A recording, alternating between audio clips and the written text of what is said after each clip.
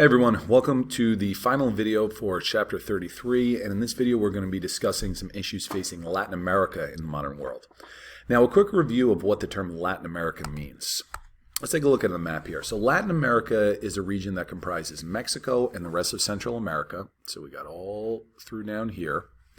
You have pretty much all of South America. You do have one or two other areas that are not Spanish or Portuguese, but we'll still just include the whole continent to keep things simple.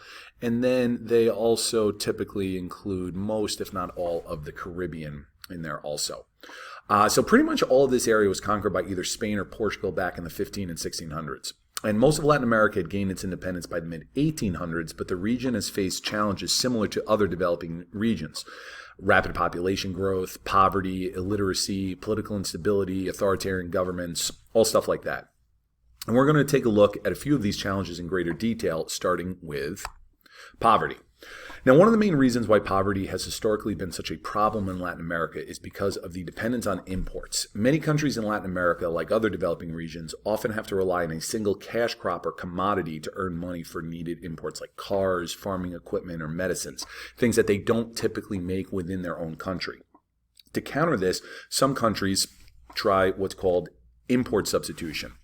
Now, you look at this political cartoon here where you've got a bucket and all of the money from imports come in. You got tourism, you got welfare benefits, you got all sorts of stuff.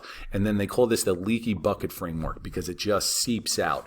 It's not able to stay there. The money and the revenue that gets generated from this, they're not staying within the country. So that's the whole metaphor of this leaky bucket picture that you see here. But import substitution involves manufacturing goods locally to replace imports. This was met with mixed reviews. I'll get to the wide gap in one second.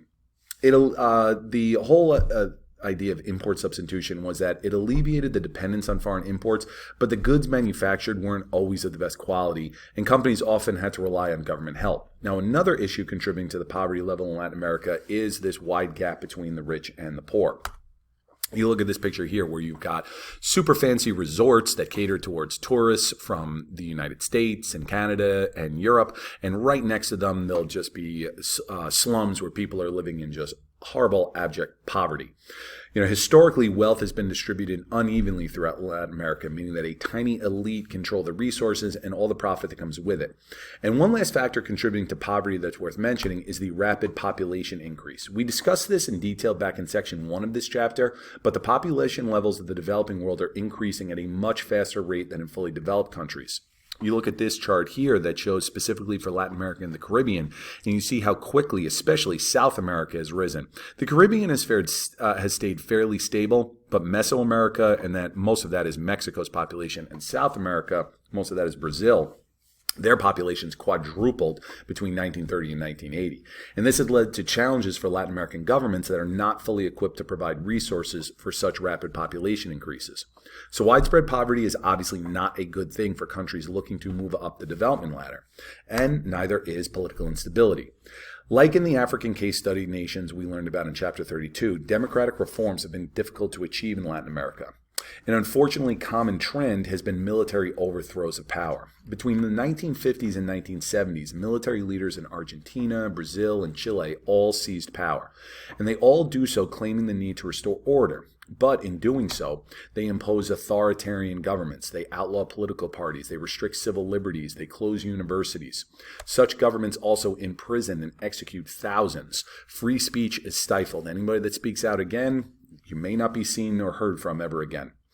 Also, civil wars. Civil wars have been all too common throughout Latin America. The authoritarian governments put in place by military leaders have been resisted by revolutionaries.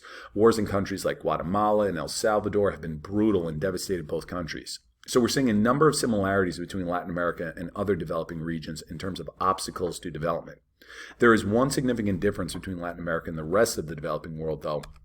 And that's the connection to the United States. The U.S. hasn't typically gotten directly involved in much of the developing world, aside from occasional humanitarian efforts. Latin America is different, though, because it's in the same hemisphere.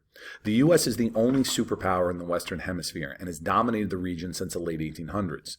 An example is the Organization of American States, or OAS. It's a group formed in 1948 to promote democracy, economic cooperation, human rights, things like that. And you look, it involves all of North, Central, and South America, with one little exception with French Guiana in there, but we're not going to worry about that. Now, as you can imagine, this has been dominated by the U.S. The U.S. is all of Latin America's most important investor and trading partner. The U.S. also sees itself as a protector of democracy in the region, especially when it comes to fighting against communism in Latin America. Excuse me. The U.S. has backed anti-communist forces numerous times, such as in Cuba when they tried to help rebels take out Fidel Castro. Another well-known instance of this was in the late 1970s during the Sandinistas affair. I'll get to the Sandinistas in a sec, but you look at all of these since the 1950s with Guatemala, and then in Cuba, actually they don't have a Cuba in there, but they definitely, kind of, as I just said, with the Bay of Pigs, tried to overthrow Castro. These are all U.S.-backed right-wing. Now, right-wing, remember, that is in opposition to left-wing, and far-extreme left-wing is socialism and communism. So these are all U.S.-backed right-wing military coups in Latin America. You see, some of them have gone up very, very close to the present day. Bolivia as recently as 2019. But the Sandinistas were socialist rebels who took over the country of Nicaragua. They implemented socialist and communist policies. Now, we backed the fighters against the Sandinistas, the Contras, leading to a bloody civil war. And one last reason for our heavy involvement in Latin America is the war on drugs. By the 1980s, a significant portion of illegal narcotics coming into the U.S. were from Latin America, leading to Coast Guard seizures like the one you see here. The war on drugs that the U.S. declared in the mid-1980s led to our military involvement in countries like Panama, Colombia, and Bolivia. Now, overall, the war on drugs has been largely unsuccessful, and this is mostly due to the steady demand for illegal drugs in the United States. A common theme throughout the Latin America in the late 20th century has been a struggle for democracy. One particular case study worth looking at is Argentina. Now, Argentina is one of the larger countries in South America and was economically prosperous in the early 1900s. The Great Depression really damaged their economy, though, and a lot of this was due to their dependence on imports. When large manufacturing countries like the United States, when their economy started to tank in the Great Depression, countries like Argentina, they had nobody to turn to. So, after World War II, the country struggled with political upheavals, and in 1946, this guy Juan Perón was elected as president. Now, his rule resulted in economic recovery, but political suppression, meaning cutting back on freedom of speech, opposition political parties, stuff like that. Now, he ruled on and off from 1946 to 1974, and again, when you're in power for that long, you're not a president, you're a dictator. And following his death in 1974, the country was plunged into chaos. The military seized control in 1976 and implemented a brutal rule of suppression, torture, and kidnapping. Now, interestingly enough, what actually worked in bringing about an end to this military rule was not another violent overthrow, but rather peaceful resistance, such as these marches. These marches went on for many, many years. They were women, obviously, as you can see from the picture, and they were mothers and wives and sisters of people who had gone missing under this oppressive military rule. People that spoke out against the government, people that wanted to exercise their civil liberties, and they were imprisoned. Many of them were executed. And these women would organize these large-scale marches and protests in order to call attention to the unjust practices of the government. And they were actually successful. And so this ended military rule in 1983, and free elections were held once more. So, quick overview of some of the issues that we see in Latin America. As I said before, a lot of similarities between those obstacles to development that we see in places such as Africa and Asia. Involvement in the U.S. is a notable difference, but the themes are still all there.